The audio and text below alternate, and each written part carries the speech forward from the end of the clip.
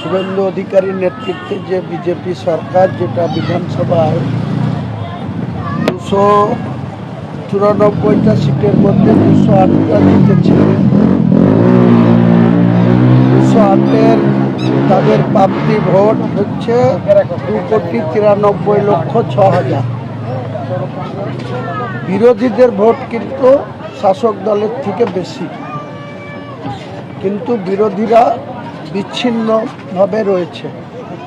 বিধানসভায় 86 জন বিরোধী বিধায়ক আছে, তাদের মধ্যে কোনো ঐক্যতা নেই, তাদের মধ্যে কোনো পরিকল্পনাহীনভাবে তারা বিধানসভায় বিচ্ছিন্নভাবে তারা স্পিকারের অ্যালট করা সিটে বসছে। কিন্তু তাদের যে মেরুদণ্ড সোজা করে বিধানসভায় যে কথা বলা বা সাম্প্রদায়িক বিজেপি যে ক্ষমতায় এসছে তাদের যে আস্ফালন, সেই আস্ফালনের মোকাবিলা করার জন্য প্রায় 41 জন তৃণমূলের গভর্নমেন্ট ছিল, সেখানেও 44 জন মুসলিম বিধায়ক ছিল। এবার বিজেপির সরকার, সেখানেও কিন্তু 41 জন মুসলিম বিধায়ক আছে। এই জেলায় 16 জন মুসলিম বিধায়ক ছিল, এখন 14 জন হয়ে গেছে। তাও আমরা দেখতে পাচ্ছি যে মুসলিমদের যে বিধায়ক সংখ্যা, তারা যে জাতির জন্য কথা বলবে বা মেরুদণ্ড সোজা করে কথা বলবে, সেই কথা বলার লোক সেখানে পাওয়া যাচ্ছে না। আমি গতকালকেও বলেছি, বিধানসভায় প্রশ্ন তুলেছি, গত পরশু দিনেও শুধুমাত্র মুসলিমদের বিরোধিতা করে কয়েকজন সদস্য, সজল ঘোষ বিজেপি বিধায়ক, কৌস্তব বাগচি, আরও কিছু বিধায়ক, তারা শুধু পবিত্র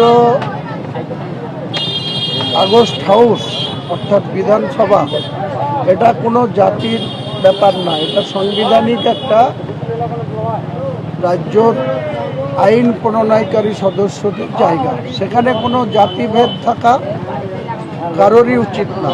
এবং আমরা যখন ভোটের প্রার্থী হই তখন আমরা পার্টির কথা বলি, কিন্তু যখন নির্বাচিত হই তখন তাদের সমান সকলের জনপ্রতিনিধির মতো আচরণ করা উচিত।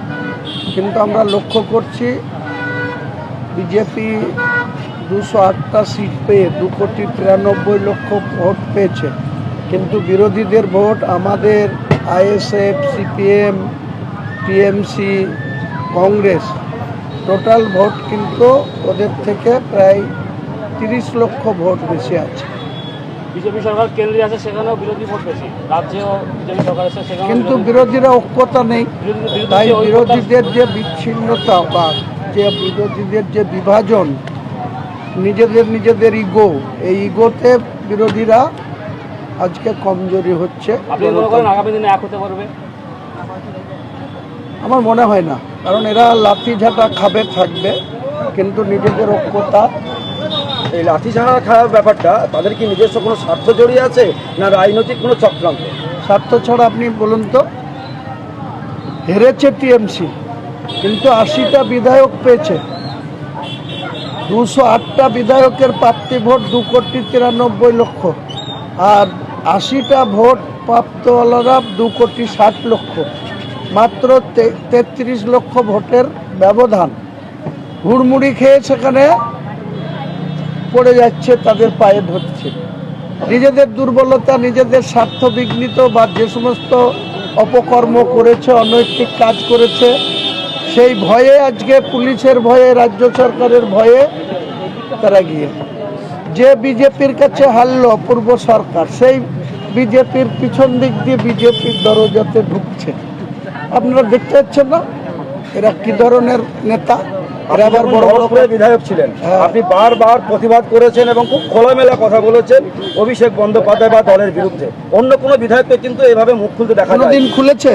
কিন্তু আজকে তারা বলছে, আজকে কেন বলছে? তাদের নিজেদের যখন স্যার এখানে মহিলা যাত্রীদের ক্ষেত্রে যে বিবেচনা করা হয়েছে বাসে, সেটাকে স্বাগত জানিয়ে বলবো যে বিগত বাম সরকারের আমলে প্রাইভেট থেকে শুরু করে সরকারি বাসের ক্ষেত্রে ছাত্রছাত্রীদের জন্য 50% ডিসকাউন্ট ছিল।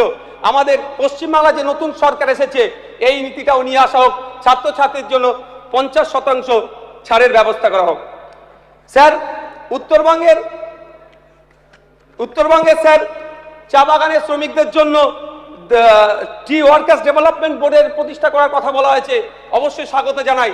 তবে অর্নামেন্টাল চেয়ারম্যান না রাখা হয়, কারণ 2016 থেকে 2021 পশ্চিমবাংলা সরকারের উদ্যোগে ত্রিপাক্ষিক প্রায় 21 থেকে 22টা চুক্তি হয়েছিল, কিন্তু দুর্ভাগ্য চা বাগান শ্রমিকদের ন্যূনতম মজুরি তারা ঠিক করতে পারেনি। এক্ষেত্রে এটা না অর্নামেন্টাল হয়ে যায়।